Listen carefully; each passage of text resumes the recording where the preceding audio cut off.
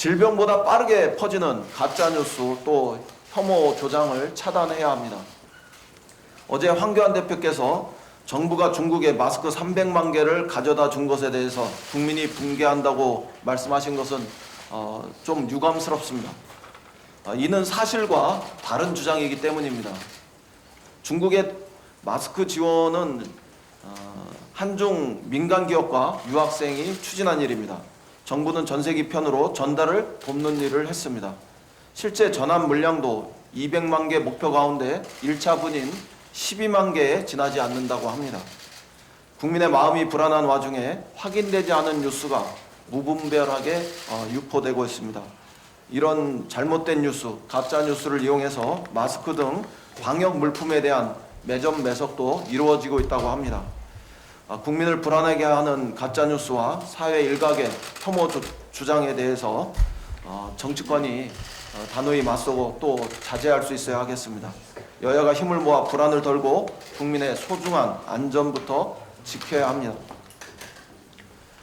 최근에 2번 환자가 완쾌되고 있고 또 1번 환자도 호전되었다는 소식이 들려옵니다. 이제 정치권이 한 목소리로 사태 해결에 더욱 분발해 나서야 할 시간입니다. 우리 당은 내일 고위 당정 협의를 통해서 정부의 방역과 또 경제 대책 등을 점검하고 국회의 역할을 점검할 예정입니다. 우리 국회가 조속히 제 역할을 다할 수 있도록 야당의 적극적인 협조를 요청드립니다. 앞으로 2주 국회 비상행동을 제안합니다. 어제 2월 임시국회 개최에 대한 교섭단체 간의 합의도 있었습니다. 빨리 국회를 열어야 한다는데 모두가 동의했습니다. 그런 만큼 조속한 의사일정의 합의를 촉구합니다.